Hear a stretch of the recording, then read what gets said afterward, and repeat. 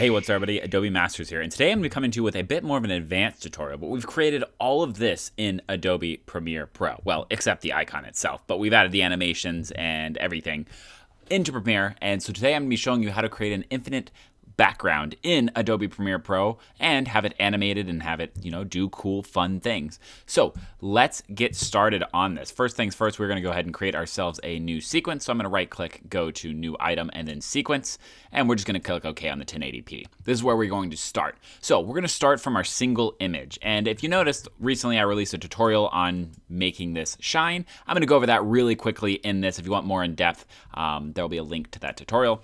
But really what we're going to be looking for is an effect called lighting effects. We're going to drag and drop that on. We're going to click this square to create a little box. I'm going to go to 25% here, drag it up to make a big rectangle. Oops, I added one, but that doesn't really matter. And then we are going to go to mask path, go forward about 15 frames, and then mask it straight across, go to light 1, and then add some intensity. So what this is going to do is we're going to just create ourselves a nice little shimmer on the icon. Like I said, if you want that slower, there's a tutorial linked in the description below that shows that. Now that we have this single image though, we need to go ahead and create our background that we're going to be animating stuff onto. So I'm just going to go ahead and click on this, drag out a nice box, and then we can go ahead and just adjust it so that it is, give or take bigger or about the same size as our image. Right about there looks great. To make it a little more interesting, I'm going to go to the effects and look for the 4 color gradient. We're going to drag and drop that onto our graphic. It's going to come up with some funky colors at first, so let's just choose our green. I'm going to go with a nice sort of deep but bright green there. And then if I just click this little dropper, I can sort of assign all of them there. And now we have the ability to sort of manipulate it. So let's take this bottom one and make it just a little bit darker. And you can see it already gives us just a little bit of fun sort of depth to the whole thing. So we can do a couple of options here. We can take all of these, and that's what I might actually do. I'm going to keep one of them light, and then the rest of them I'm going to actually adjust to the darker one. And what that's going to do is it will create this light one that'll be sort of a light, bright background, and then it'll get a little darker on the edges. Like I said, it just makes it a little bit more interesting of a background. So we're going to drag that down to the bottom here.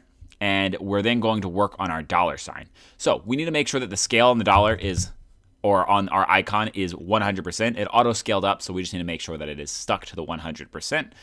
Now we have that. It's still looking great. We're then going to go look for an effect called replicate. So with replicate, we're going to take that, drag that onto this dollar sign, and you'll see that it creates 4 of them. Basically, it's creating 2 rows of them. Let's get around to 5, and that's pretty good. You can, depending on how small you want them, make them 6, 7, whatever works for you. I'm going to stick with 5. We are then going to bring up another one of these, so we have a duplicate. And here's where we can make it look a little different. So I'm going to take this, I'm just going to stretch the image back. What I'm doing is I'm moving the animation so that one side will glimmer first and then this one will glimmer, and they'll do it at different intervals, which makes it look a little more random. This will make sense in a little while. So once we have this set up, we now have 2 of the duplicates. We're going to look for an effect called offset. We're going to take that, we're going to drag and drop it onto the top one. Let's scroll down in our effect controls and find it right here. We can now take this and offset it, and you can see it actually duplicates it, and this is where the basis of our animation is going to come through.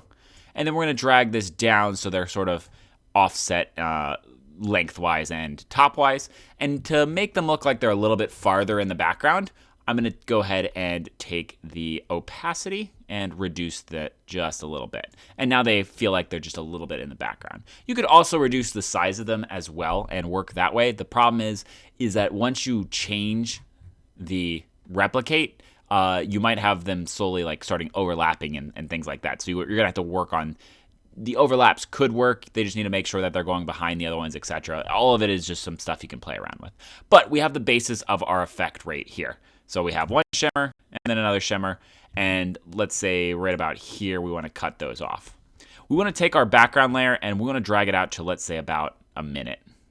So let's go to right about a minute like so.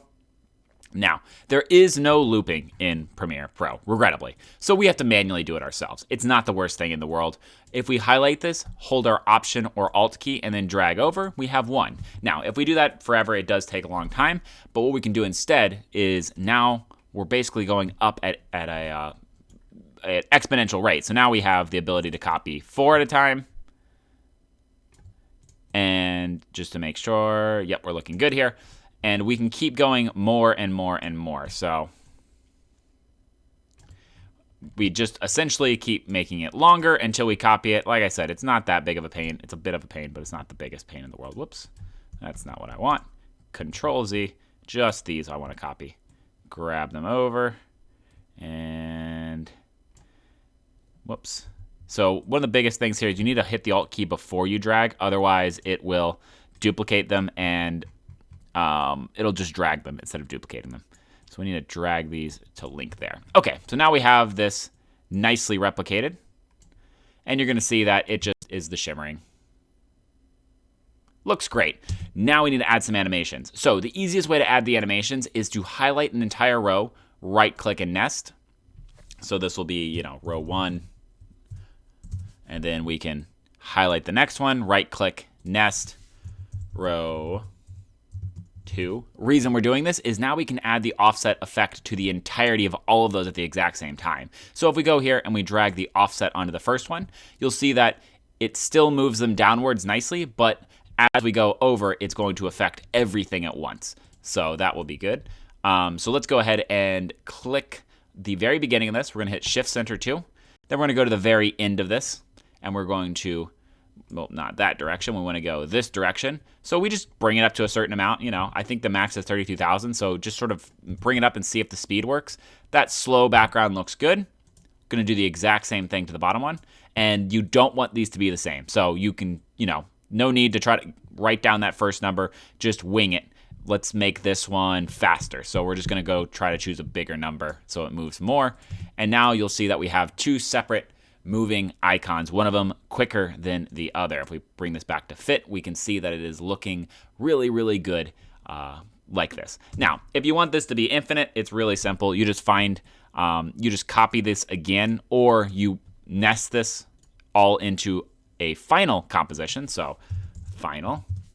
And then you can copy this one over and over again and make it as long as you need. And it'll just keep working properly. So that is how you can create an infinite scrolling background, and you can add your own animations, your own icons. You're really just duplicating something over and over and over again. So you can have a lot of fun with this. You can change these icons around. You can mess with different ratios, have them go behind each other, have one going this way, one going that way. Tons and tons of stuff you can do in this. Thanks everyone for joining me. If you have any questions or comments, throw them in the comment section below or on our website at adobemasters.net. If you like some videos similar to this one, go to that subscribe button. I try to make videos on all of the Adobe products. And until next time, everyone, see ya.